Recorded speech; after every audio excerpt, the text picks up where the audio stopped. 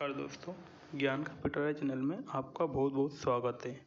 तो दोस्तों, मैं आपके लिए लेकर आया हूँ शेयर मार्केट फॉर बिगनर्स। दोस्तों, ये वीडियो मैं आपके लिए पहले भी बना चुका हूँ। पहले वाले वीडियो में मैंने आपको बताया है कि P ratio and market cap कैसे निकालते हैं, और आज के इस वीडियो में मैं बताऊँगा कि पीबी रेशो कैसे निकालेंगे और इंटरेस्ट प्राइस वैल्यू क्या होती है। तो दोस्तों, मेरे चैनल को आगे बढ़ने से पहले लाइक और सब्सक्राइब करें ताकि आपको ऐसी ही जानकारी और आगे भी मिलती रहे और मुझे को भी मोटिवेशन मिले ताकि मैं ऐसे वीडियो आपके लिए बनाता रहूं।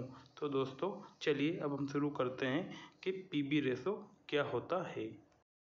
तो दोस्तों, पीबी रेशो में किसी कंपनी के शेयर के वर्तमान बाजार भाव को उस कंपनी की असली कीमत के मुकाबले भाग दिया जाता है तथा इससे यह पता किया जाता है कि शेयर अपनी असली कीमत के मुकाबले अभी बाजार में कितने % ज़्यादा या कम पर खरीदा या बेचा जा रहा है।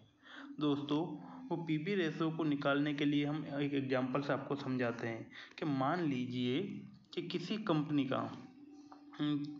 का शेयर का प्राइस अभी है 250 रुपये है और कंपनी की असली कीमत जो है प्रति शेयर है वो कितनी है, वो है 75 रुपये। तो दोस्तों, अगर इसका अर्थ ये हुआ कि उस कंपनी का पीबी रेशो 3 है। जब हम 250 को 75 से डिवाइड करेंगे तो हमारा जो आएगा वो आएगा 3। तो ये 3 जो आया है ये कंपनी का पीबी रेशो है। और अगर एक और बात है, अगर किसी कंपनी का पीबी रेशो ज़्यादा है तो इसका अर्थ या तो ये है कि कोई निवेशक उस कंपनी से भविष्य में अच्छा प्रदर्शन की उम्मीद कर रहा है या उस कंपनी के शेयर ज़रूरत से ज़्यादा कम भाव पर चल रहे हैं। दोस्तों, जो निफ्टी 50 की कंपनी होती है उनके बारे में मतलब ऐसा अनुमान रहता है कि अगर उनका पीबी रेशो कम होता है तो उनमें खरीदारी आती है, और अगर उनका पीबी रेशो ज़्यादा होता है तो बिकवाली आती है। कई बार कई प्रमोटर क्या होता है कि अपनी कंपनी के गुडविल को भी इसमें ऐड कर देते हैं ताकि उनका पीबी रेशो को ज़्यादा दिखाने के लिए। तो गुडविल को और बाकी सी चीज़ों को पीबी रेशो में कभी भी ऐड नहीं करना चाहिए। जो कंपनी का पीबी रेशो के लिए एक फॉर्मूला बताया गया है, जो फॉर्मूला ये है कि पीबी रेशो होता है price of share divided by price of book value. इससे हम ये निकाल सकते हैं। तो दोस्तों, अब एक एग्जांपल से हम आपको समझते हैं। जो रियल एग्जांपल हम किसी कंपनी का वो लेकर आए हैं वो है टाटा कंसल्टेंसी सर्विस। तो इसके एग्जांपल से मैं आपको बताने जाता हूँ कि पीबी रेशो कैसे निकाला जाता है। माना कि एक टीसीएस का जो करंट प्राइस अभी चल रहा है 3842 रुपये है, और इसका बुक वैल्यू है, जो इसकी बुक वैल्यू यहाँ पर दी गई है, बुक वैल्यू इस कंपनी की है वो है 222.11। तो इसका पीबी रेशो इन्होंने बताया यहाँ पर 17.3। तो ये कैसे आया कि कंपनी का जो करंट प्राइस है 3842, इसको जब हम 222 से हम डिवाइड करेंगे तो ये 17.3 आएगा। तो दोस्तों, ये इस कंपनी का पीबी रेशो है। तो दोस्तों, हमेशा याद रखना कि पीबी रेशो एक अकेली चीज़ नहीं है जिसको आप ध्यान में रखकर किसी कंपनी के शेयर को खरीदें या बेचें। इसके अलावा बहुत सारी और चीज़ें भी है जिनको हम ध्यान में रखना चाहिए। जैसे कि मैंने आपको पिछले वीडियो में बताया कि पी रेशो क्या होता है, मार्केट कैप क्या होता है। तो वो भी अगर आप मेरा वीडियो नहीं देखा है तो मेरा उस पिछले वीडियो को आप देख सकते हैं और उसके बारे में आप समझ सकते हैं। तो दोस्तों, अब दूसरा पॉइंट जो आता है वो है आपका इंटरप्राइज वैल्यू। तो दोस्तों, इंटरप्राइज वैल्यू इससे पहले हम कंपनी के मार्केट कैपिटलाइजेशन के बारे में जान चुके हैं। दोस्तों, हमने बात की थी कि मार्केट कैप का मतलब कंपनी की बाजार में कुल कीमत।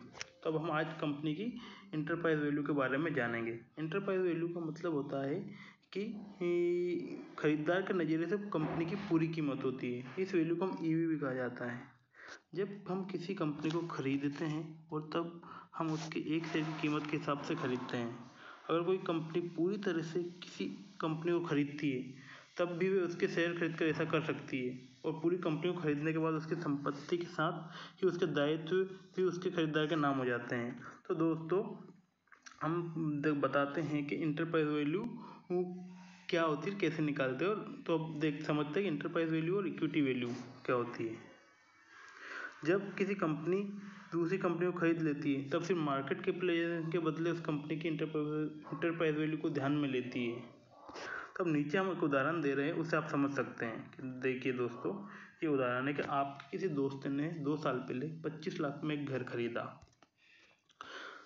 जिसमें से 15 लाख उसने खुद चुकाए थे, जबकि 10 लाख के लिए उसने कर्ज लिया था। उसमें से 2 लाख रुपए उसने चुका दिए, यानी अब घर सिर्फ 8 लाख रुपए का कर्ज है घर पर। अब उसकी स्थिति अच्छी नहीं होने के कारण उसने घर आपको बेचा, तो उसने आप घर को 18 लाख में वो बेचता है। तो जिससे क्या होता है कि आप उस घर के मालिक बन जाएंगे, लेकिन उस घर पर अभी भी 8 लाख रुपए का कर्ज बाकी है जो आपको चुकाना है। तभी आप उस घर के पूरी तरीके से मालिक बन सकते हैं, यानी आपको वे घर पूरी कीमत 18 लाख और 8 लाख मिलाकर पूरे 26 लाख चुकानी पड़ेगी। तो उसमें से 18 लाख रुपए आपने दोस्त को दिए, इसलिए 18 लाख रुपए उसकी घर की इक्विटी वैल्यू होगी और पूरे 26 लाख रुपए उस घर की इंटरप्राइज वैल्यू होगी। इस तरह किसी भी कंपनी के लिए इक्विटी वैल्यू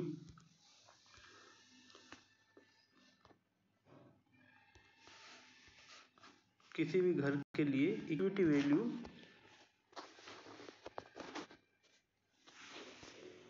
और इंटरप्राइज वैल्यू दोनों होती है।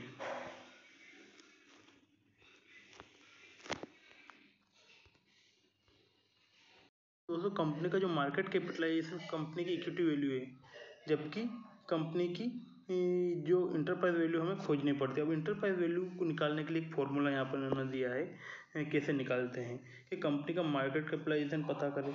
मार्केट कैपिटलाइजेशन आप उस कंपनी के एक शेयर की कीमत को कंपनी के टोटल नंबर ऑफ शेयर से मल्टीप्लाई करके खोज सकते हैं।